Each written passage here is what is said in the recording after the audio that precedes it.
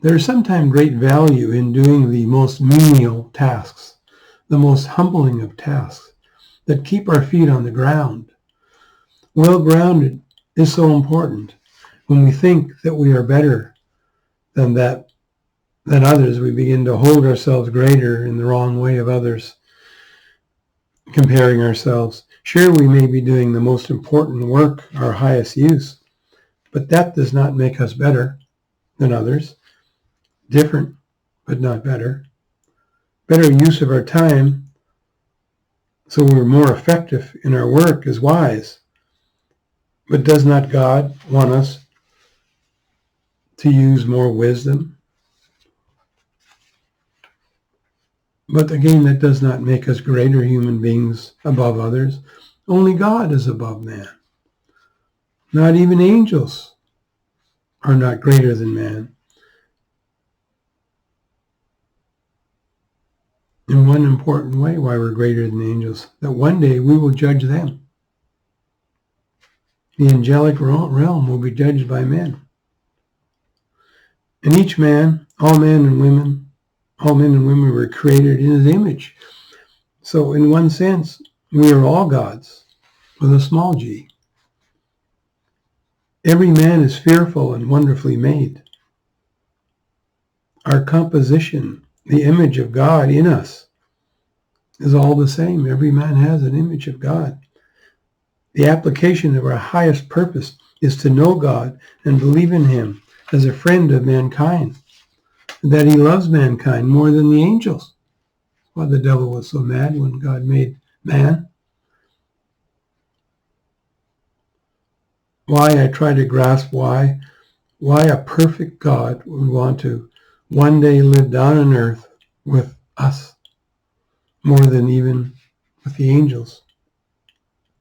What on earth does he see so special in mankind? With all our shortcomings, all our inconsistencies, all our weaknesses, how easily we can forget about you, Lord, at different times, knowing you're the answer to every question, every problem, but yet go to others for our most important questions at times. I don't get us. So imperfect, yet so loved by you, God. More important than you, than all other created beings. Amazing.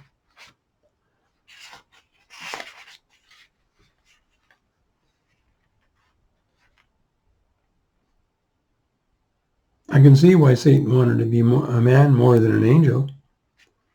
When he first saw the image of mankind, it freaked him out. But what is it so wonderful about mankind to have such a high place? The highest place in creation is a mystery to me. I would think the only explanation is you made us in your image and not angels and no one else. And so when you look at us, you see your own reflection and love us because of that best part of you put in us, that undeserved kindness to be created in your image, a gift from you to mankind. I believe you love us far more than we love ourselves. That you look out more for ourselves than we do. That you might even love us more than ourselves, because isn't that what agape loves is? Or should I say you may even love us more than you love yourself? I don't know, God. The one that cares for one cares more for another than one would suffer for another at the expense of their comfort to make others comfortable. Is that not love in its essence? Of you, O Lord. But how can I begin to ever grasp the greatness of you? How can the creation begin to know and think at your level of being?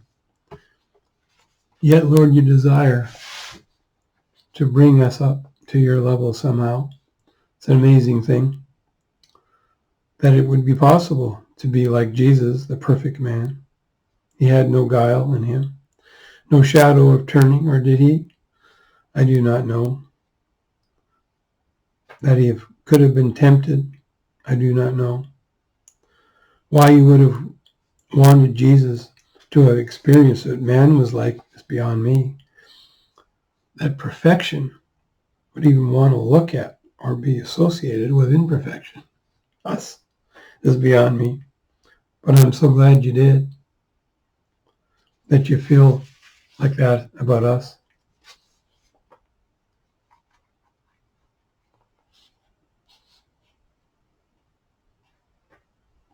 The adventures of mankind, you let us roam the earth and do the desires of our heart.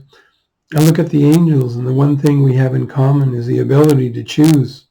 The angels could choose you, and the third didn't. And man can choose you, and who knows what percentage that is.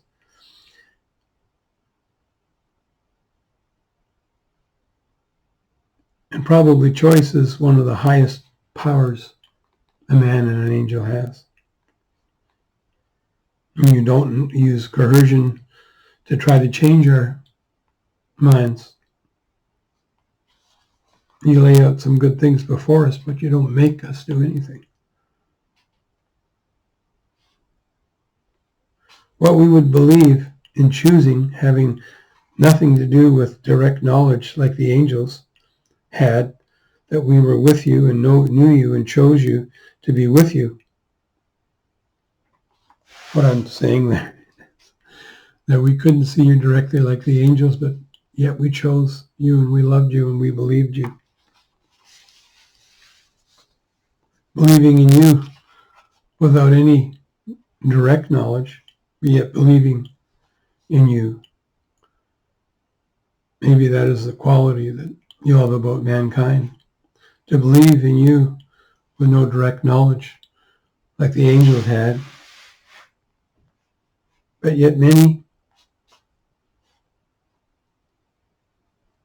maybe 2/3 of mankind believe in you, I don't know. Have some kind of belief, for sure. Our greatest gift, our gift to choose to follow you or another. We all chose one or the other.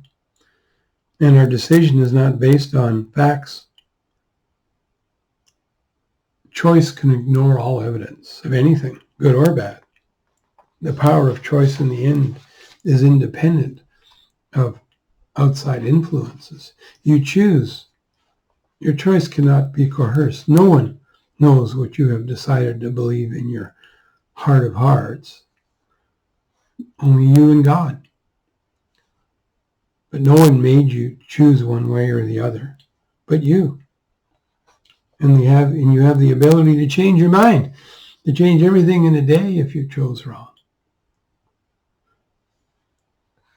The ability to throw out all what you believed yesterday and embrace whatever you want to believe today is an amazing thing.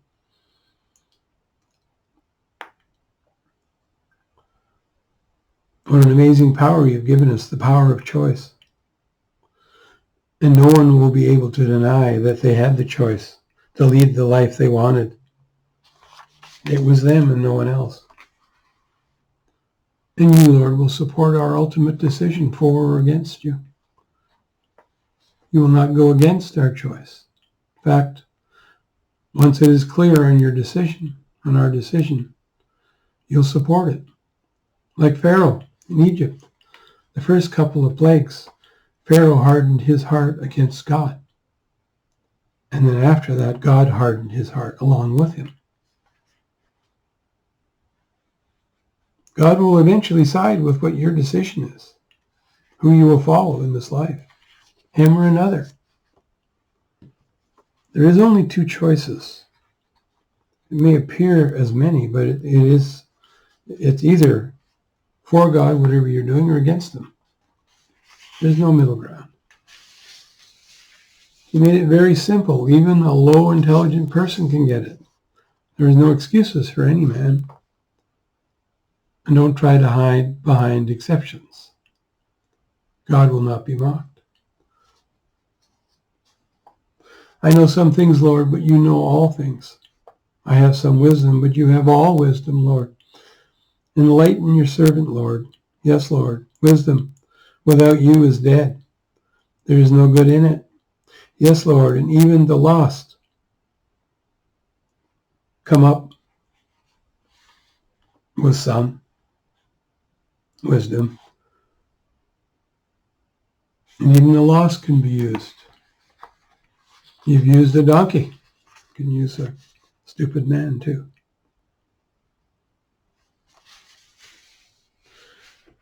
One can know the answers in this life, but not apply it in this life.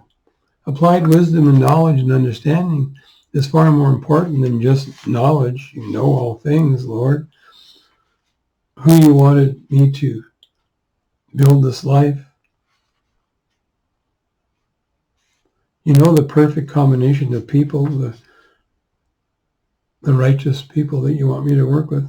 Help me, Lord, to keep the right application, to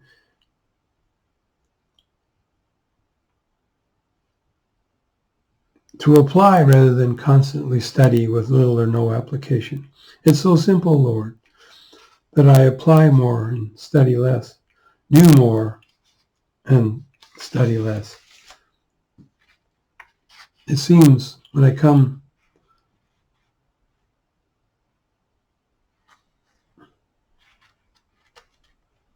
help me, Lord, know how to apply, not study, because my study only leads nowhere.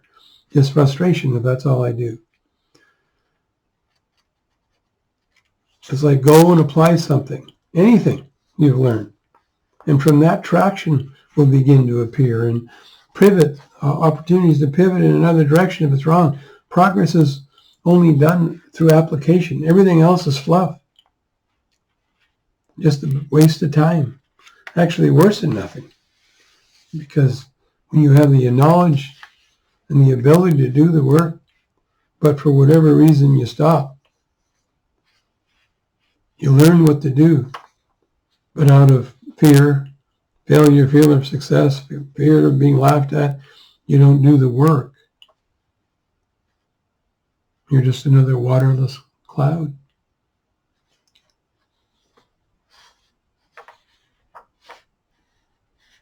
And who's the biggest loser when we did nothing?